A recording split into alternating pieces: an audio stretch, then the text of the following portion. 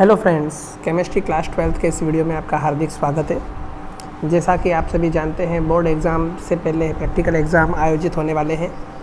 Corona के कारण ये अवधि बढ़ाकर 1 अप्रैल से 30 अप्रैल कर दी गई है।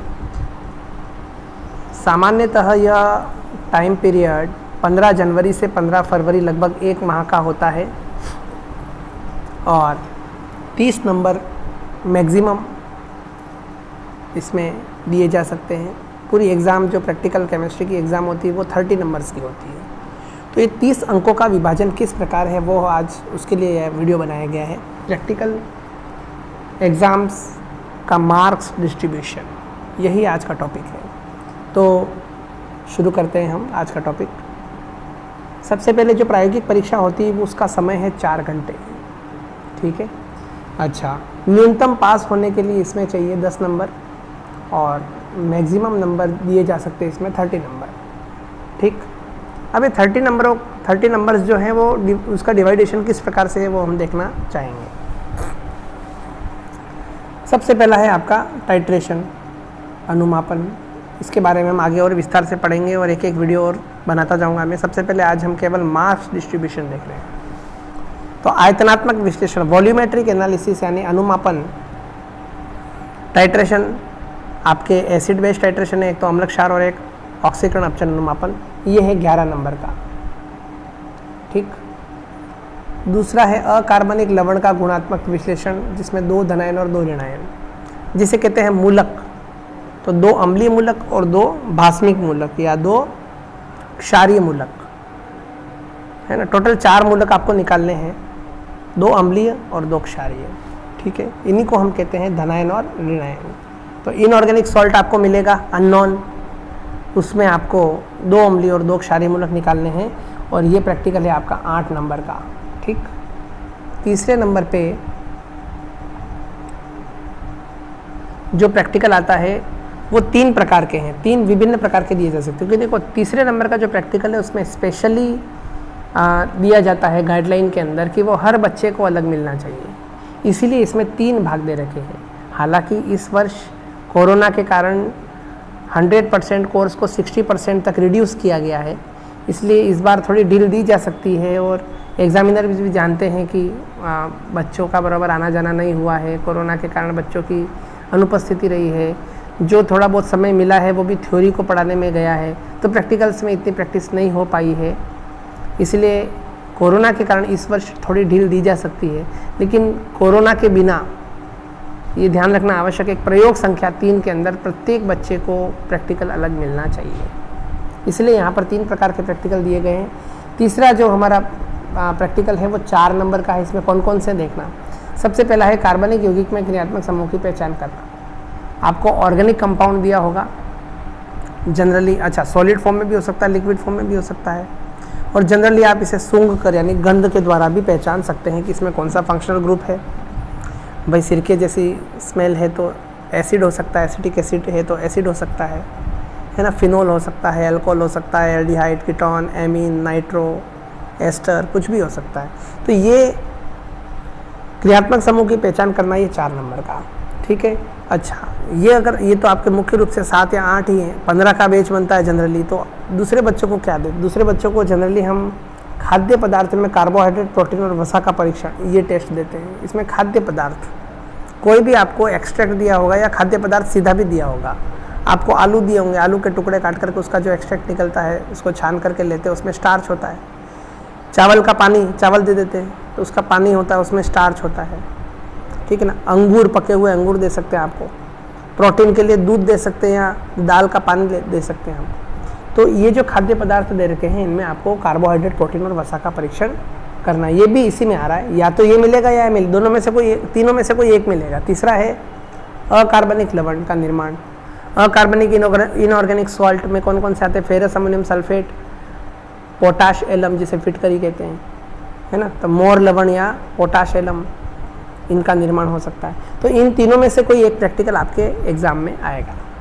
ठीक है, और ये 4 अंकों का होगा। चौथे नंबर पर आता है विषय वस्तु आधारित प्रयोग। बहुत छोटे प्रयोग है विषय वस्तु आधारित प्रयोग। ये आपके जो थ्योरी बेस्ड जो लेसन्स हैं उन पर आधारित प्रैक्टिकल दे रखे हैं। जैसे 5वां लेसन है आपका पृष्ठीय रसायन का, सरफेस केमिस्ट्री का, तो उसमें आपने देखा होगा सोल यानी कोलाइड बनते हैं, है ना। तो उसमें द्रव स्नेही और द्रव विरोधी कोलाइड, है ना, ठीक है। तो उसमें लियोफोबिक और लियोफिलिक अलग अलग कोलाइड आते हैं उसमें।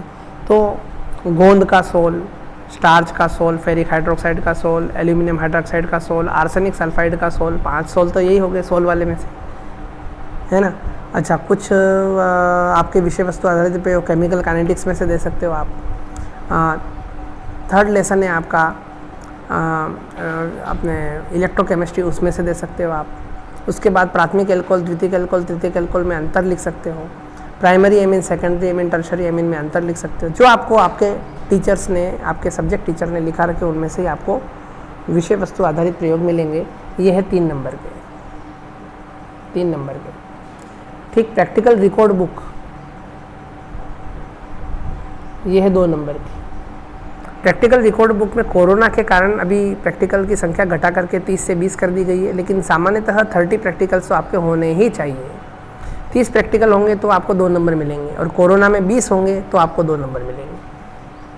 प्रैक्टिकल रिकॉर्ड बाकायदा चेक होनी चाहिए, प्रिंसिपल सर के ऊपर लास्ट में साइन होने चाहिए, डेट लगी हुई होनी चाहिए, अच्छे से प्रयोग क्रमांक लगा हुआ होना चाहिए। इन सब चीज़ों का आपको विशेष ध्यान रखना है। और लास्ट है आपका 6 मौखिक परीक्षा, वाइवा वॉइस। मौखिक परीक्षा वैसे तो 2 नंबर की है मानी जाती है, लेकिन ये है 30 नंबर की। मौखिक परीक्षा के माध्यम से ही एग्जामिनर को पता लग जाता है कि आपने क्या लिखा है, क्या नहीं लिखा है, आपने कहीं अनुचित साधनों का उपयोग तो नहीं किया है, कहीं नकल तो नहीं मारी है, कहीं इधर उधर से देख के तो नहीं लिखा है, कहीं आपने जो अंदर लिखा है वही आपको नहीं आ रहा है, तो आपने लिखा कहाँ से।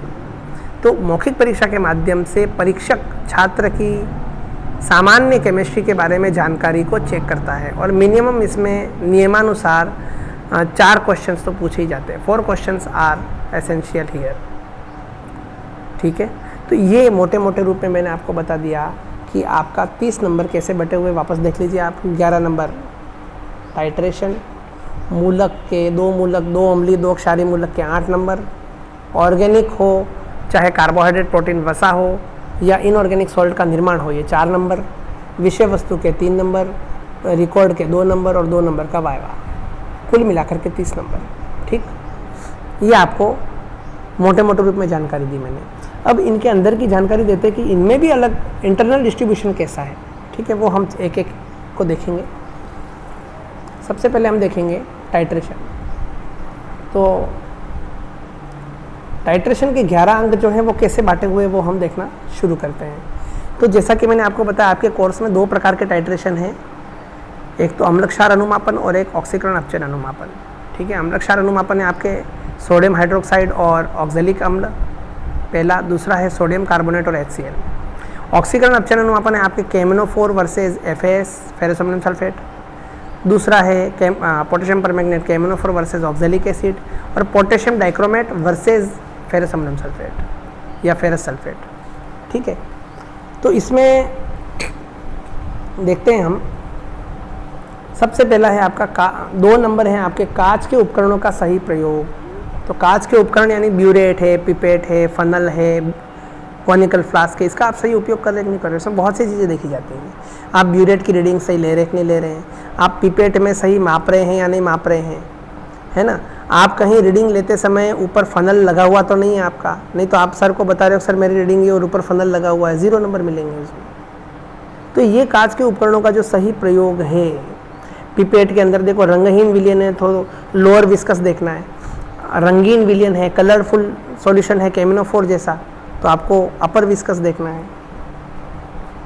तो इन सब चीज़ों का जब आप ध्यान रखते हो तो आपको 2 अंक इसके मिल जाएंगे, और जनरली ये एग्जामिनर छात्र हित में दे देते हैं। दूसरा है सही एवं संतुलित रासायनिक और आयनिक समीकरण। देखिए अम्ल क्षार अनुमापन में तो आपके एक समीकरण ही होंगे, लेकिन ऑक्सीकरण अपचयन अनुमापन में आपके 2 प्रकार के समीकरण लिखे जाएंगे, एक तो आणविक समीकरण मॉलिक्यूलर इक्वेशन और एक आयनिक समीकरण, है ना, आयोनिक इक्वेशन। ये दोनों बैलेंस्ड होने चाहिए, ऐसा नहीं कि वहाँ पर नॉन बैलेंस लिख दिया आपने केवल रिएक्टेंट लिख दिए, प्रोडक्ट लिख दिए, दोनों संतुलित होने चाहिए। नीचे बिल्कुल नाम होना चाहिए कौन से रिएजेंट है, ठीक है। और मैं आगे आपको एक एक प्रैक्टिकल लिख करके भी बताऊंगा इसके आने वाले वीडियो में कि कैसे लिखते हैं अनुमापन को, तो पूरे में से पूरे नंबर मिले, है ना। तो आप बहुत बड़ी बड़ी रिएक्शन बिल्कुल लर्न मत कीजिए, बिल्कुल ऑथेंटिक रिएक्शन, कम रिएक्शन याद कीजिए और सही याद कीजिए।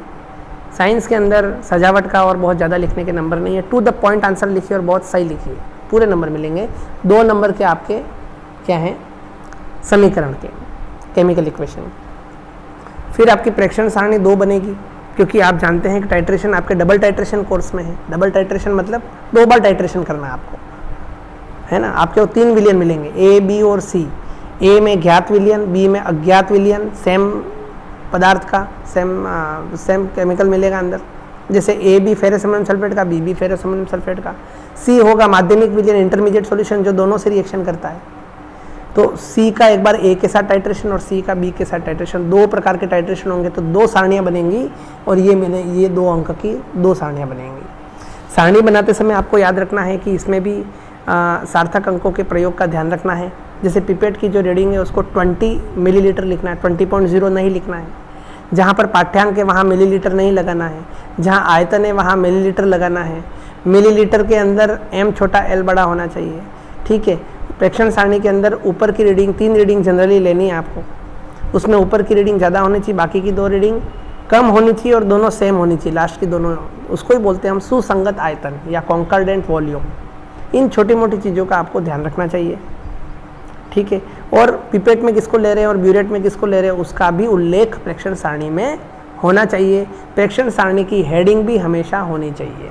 इन चीज़ों का आपको ध्यान रखना है, इसके 2 अंक मिलेंगे। फिर है आपके गणना। गणना है 3 अंक की। गणना के अंदर सही सूत्रों का प्रयोग, सही फॉर्मूला लगाया आपने एक वो, और कैलकुलेशन सही किया। परसेंटेज निकालते हो तो पॉइंट के बाद 2 अंकों तक सही निकालना है, और अगर आप मोलरिटी, नॉर्मेलिटी या ग्राम पर लीटर में कॉन्सेंट्रेशन निकाल रहे हो तो पॉइंट के बाद 4 अंकों तक, दशमलव के बाद 4 अंकों तक आपको ज्ञात करना है। ऐसा नहीं कि आप कैलकुलेटर यूज़ कर रहे हो और बहुत सारे अंक लिख दिए, एग्जामिनर को पता लग जाएगा, है ना। एज अ रूल, नियमानुसार प्रायोगिक परीक्षा के अंदर किसी भी प्रकार के इलेक्ट्रॉनिक उपकरण, चाहे मोबाइल हो चाहे कैलकुलेटर का उपयोग वर्जित है। बहुत आवश्यकता पड़ने पर या ऐसी टिपिकल कैलकुलेशन वैसे आपकी है नहीं, लेकिन जो आगे की कक्षाओं में, अभी आपके 12वीं 12th में तो आवश्यकता नहीं पड़ती, तो लॉक टेबल बच्चों को ले जाने की इजाज़त दी जाती है। लेकिन आपके तो कैलकुलेशन भी बहुत इजी है, इसलिए आपको तो लॉक टेबल भी नहीं ले जानी है। No calculator, no log table and no mobile, किसी भी प्रकार के इलेक्ट्रॉनिक उपकरण की अनुमति प्रायोगिक परीक्षा में नहीं है। अंतिम है आपका परिणाम, उसमें 1% त्रुटि तक परसेंटेज एरर निकलेगी आपकी। अगर 1% तक परसेंटेज एरर है तो पूरे 2 अंक मिलेंगे, ठीक है। 1 से 2% तक है तो 1 अंक मिलेगा, और 2% से ज़्यादा है तो 0 नंबर मिलेगा, ठीक है। यानी रिजल्ट तक का नंबर है, देखिए आप कितना ज़बरदस्त कैलकुलेशन है। तो अगर आप ये सब सही लिखते तो आपको 11 में से 11 लगभग पूरे मिल जाते हैं, ठीक है। अब टाइट्रेशन को कैसे लिखना है वो मैं आगे आने वाले वीडियो में आपको समझाऊंगा। सेकेंड प्रैक्टिकल है अपना अकार्बनिक लवण का गुणात्मक विश्लेषण यानी मूलक। देखिए मूलक में कैसे होता है। 2 मूलक निकलेंगे, 2 अम्लीय और 2 क्षारीय। अम्लीय मूलक होंगे ऋणायनिक, क्षारीय मूलक होंगे धनायनिक, ठीक है। तो ऋण मूलक 2 हैं। पहले प्रारंभिक परीक्षण। प्रारंभिक परीक्षण आप जानते हो ना क्या होता है, जिससे हमको एहसास हो कि ये हो सकता है, उसको बोलते हैं प्रारंभिक परीक्षण। कहाँ तक पहुँचना कि हाँ यार ये हो सकता है। अपन ने सॉल्ट लिया, सॉल्ट के अंदर डाइल्यूट H2SO4 डाला, बुदबुदाहट के साथ गैस निकली, हम क्या अंदाजा लगाएंगे, कार्बोनेट हो सकता है। ये प्रारंभिक परीक्षण है, प्रिलिमिनरी टेस्ट, ठीक। और निश्चयात्मक परीक्षण कम से कम 2 लिखने आपको, कंफर्मेटिव टेस्ट। तो 2 अंक तो हैं प्रारंभिक परीक्षण के और 2 अंक हैं निश्चयात्मक परीक्षण के, 2 मूलकों के, समझ में आया, 2 मूलक के। यानी 1 मूलक का ये समझ लो 1 अंक, 1 अंक तो प्रारंभिक परीक्षण, 1 अंक निश्चयात्मक परीक्षण। फिर दूसरे मूलक का 1 अंक प्रारंभिक परीक्षण और 1 अंक निश्चयात्मक परीक्षण, हो गए 4 अंक, ठीक। अब आते हैं अपन क्षारीय मूलक। क्षारीय मूलक में आप जानते हो 7 समूह होते हैं। देखो ऋण मूलक में, अम्लीय मूलक में तो 3 समूह होते हैं, तनु H2SO4, सांद्र H2SO4 और अन्य समूह। तो पहले तो अपने को पता लगाना पड़ता है कि कौन से समूह में और कहाँ संभावित कहाँ तक है, तो हो गया प्रारंभिक परीक्षण। फिर हम ये उसके कन्फर्मेटिव टेस्ट लगाते हैं, वो हो जाता है निश्चयात्मक परीक्षण। जो क्षारीय मूलक हैं उसमें भी आपको 2 मूलक निकालने हैं, तो सबसे पहले 2 अंक जो है वो है समूह का क्रमागत परीक्षण। पहले समूह तक पहुँचना, ग्रुप तक पहुँचना कि ये किस में है, फर्स्ट ग्रुप में है, सेकेंड ग्रुप में, थर्ड ग्रुप में, 0 ग्रुप में है, 4th ग्रुप में, 5th ग्रुप में, 6th ग्रुप में, और 6 ग्रुप होते हैं यहाँ पर। ठीक है, तो 6 ग्रुप और 0 ग्रुप यानी टोटल 7 ग्रुप, कौन से ग्रुप में है ये, तो समूह का, उस समूह तक आने में जो परीक्षण लिखे जाते हैं उसके 2 अंक हैं, और लास्ट में निश्चयात्मक परीक्षण जब लिखते हो आप तो वो है 2 अंक। तो 4 अंक इसके और 4 अंक इसके, टोटल कितने हुए, 8 नंबर का प्रैक्टिकल है। ठीक, अब आते हैं हम नंबर 3। तीसरा प्रैक्टिकल है आपका, तीसरे प्रैक्टिकल के 3 भाग है मैंने आपको बताया। सबसे पहला कौन सा है, कार्बनिक यौगिक में उपस्थित क्रियात्मक समूह की पहचान करना। ये 4 नंबर का है टोटल। 4 नंबर को कैसे बांटा है देखना, भौतिक अवस्था, रंग, गंध और प्रकृति, इसका आधा नंबर। जो भी आपको ऑर्गेनिक कंपाउंड देंगे उसके अंदर भौतिक अवस्था, ये सॉलिड है, लिक्विड है, गैस है, ये लिखना है। उसका रंग कैसा है, उसमें कैसी स्मेल आ रही है, और अम्लीय या क्षारीय लिटमस टेस्ट, इसका आधा नंबर। फिर इसका ज्वलन परीक्षण करते हैं, इग्निशन टेस्ट करते हैं, कांच की छड़ को ले जाकर डुबो करके ज्वाला में ले जाते हैं, काला धुआं निकलता है या ब्लू फ्लेम निकलती है, तो एलिफेटिक या एरोमेटिक, इसका आधा नंबर। फिर एलिमेंट टेस्ट, नाइट्रोजन है या नहीं इसको देखने के लिए टेस्ट करते हैं, वो आधा नंबर। फिर क्रियात्मक समूह का सही परीक्षण और निश्चयात्मक परीक्षण, अगर आपने निश्चयात्मक परीक्षण सही कर दिया तो 1.5 नंबर इसका। लास्ट में परिणाम और संरचना सूत्र, तो परिणाम और संरचना सूत्र लास्ट में अलग से लिखना, आपको ध्यान रखना, उसका 1 नंबर। तो टोटल कितने हुए, 1.5 और 1.5, 3 और 1, 4 नंबर। ठीक है, सपोज आपको ऑर्गेनिक कंपाउंड की जगह पर अथवा में दिया खाद्य पदार्थ में कार्बोहाइड्रेट, प्रोटीन, वसा का परीक्षण, तो सबसे पहले लिखना है आपको भौतिक अवस्था, रंग और गंध, इसका 1 नंबर। समूह का सही परीक्षण, यानी आपको कार्बोहाइड्रेट है, प्रोटीन है, वसा है, उसका संभावित परीक्षण कर रहे हो तो 2 नंबर उसके, और सही पहचान करना यानी परिणाम का 1 नंबर। जो टेस्ट लिखे आपने कन्फर्मेटिव टेस्ट, वो 2 नंबर, और जो परिणाम लिखा रिजल्ट, वो 1 नंबर।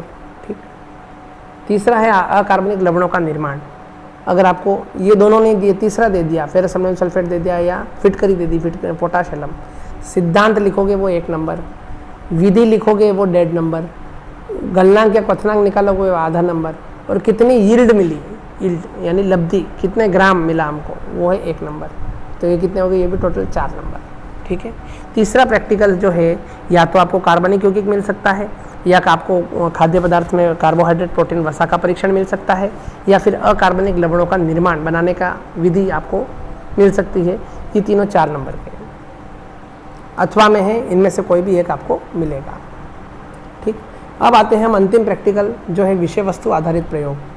मैंने आपको कंटेंट बेस्ड बताया था, सोल का हो, चाहे रासायनिक बल गतिकी का हो, चाहे इलेक्ट्रोकेमिस्ट्री का हो, या फिर primary alcohol, secondary alcohol, tertiary alcohol में अंतर हो, या प्राथमिक एमीन, द्वितीयक एमीन, तृतीयक एमीन में अंतर हो। इसका जो सिद्धांत है वो है आधे नंबर का, विधि रासायनिक समीकरण या प्रेक्षण है 2 नंबर, परिणाम है आधा नंबर। ठीक, तो सिद्धांत, विधि और परिणाम, ठीक, टोटल 3 नंबर का प्रैक्टिकल है। प्रायोगिक अभिलेख, अभी कोरोना के अंदर 20 प्रयोग आपके न्यूनतम लिखने हैं, उसके 2 नंबर, और कोरोना काल में है ना, और नॉर्मली ये 30 प्रयोग न्यूनतम लिखे जाते हैं। अगर कोरोना नहीं होता तो 30 प्रैक्टिकल, उसके 2 नंबर। लास्ट में मौखिक परीक्षा कम से कम 4 प्रश्न पूछे जाएंगे, ये 2 नंबर। तो ये मैंने आपको टोटली मार्क्स डिस्ट्रीब्यूशन आपको बता दिया कि किस तरीके से आपके प्रैक्टिकल के अंदर आपको 30 नंबर का डिस्ट्रीब्यूशन किया गया, और इंटरनल डिस्ट्रीब्यूशन भी मैंने आपको बता दिया कि अनुमापन के 11 नंबर किसके हैं, अकार्बनिक मूलक के जो आप 2 अम्लीय 2 क्षारीय मूलक निकाल रहे हो उसके 8 नंबर किस बात के हैं, कार्बनिक यौगिक या खाद्य पदार्थ या अकार्बनिक लवण के निर्माण के 4 नंबर किस बात के हैं, विषय वस्तु आधारित का प्रयोग जो 3 अंक हैं वो 3 अंक का विभाजन कैसा है, प्रायोगिक अभिलेख में कितने प्रैक्टिकल करने पर 2 नंबर मिलेंगे, और मौखिक परीक्षा के 2 नंबर है। ये टोटल 30 नंबर का आपका प्रैक्टिकल है। आप अच्छे से देखो, प्लानिंग रहेगी तो अपन नंबर अच्छे से ला पाएंगे। भारत के अंदर प्रायोगिक परीक्षा को बहुत कम, प्रायोगिक परीक्षा के नंबर भी थ्योरी से मिलते हैं, आश्चर्य की बात है। यहाँ पर प्रैक्टिकल वर्क की वैल्यू नहीं है, आपने कॉपी के अंदर कितना अच्छा लिखा उसके नंबर है। इसलिए आप बच्चों ये ध्यान रखिए कि पूरा कंसंट्रेशन आप कॉपी के अंदर सही सही लिखने पर रखें। आपने प्रैक्टिकल कितना भी अच्छा क्यों नहीं किया, अगर कॉपी में काम कंप्लीट नहीं है तो नंबर नहीं मिलेंगे। ठीक है, तो अपने विषय अध्यापक के संपर्क में रहें। आने वाले वीडियो में, प्रैक्टिकल के वीडियो में मैं आपको एक एक लिखने का तरीका बताऊंगा, अनुमापन कैसे लिखना है, नॉर्मल मिस्टेक्स जो होती है उनमें एरर होती है उनको कैसे हटाना है, क्या गलती नहीं करनी है लिखते समय, ये मैं आपको बताऊंगा। आज की वीडियो से आपको महत्वपूर्ण जानकारी मिली होगी और प्रैक्टिकल एग्ज़ाम में अच्छे नंबर लाने के लिए, पूरे में से पूरे नंबर लाने के लिए आपको एक रोड मैप मिलेगा, एक प्लानिंग आप बना सकते हो, ऐसा मेरी आपसे अपेक्षा है। आप इसका भरपूर लाभ उठाएंगे। धन्यवाद।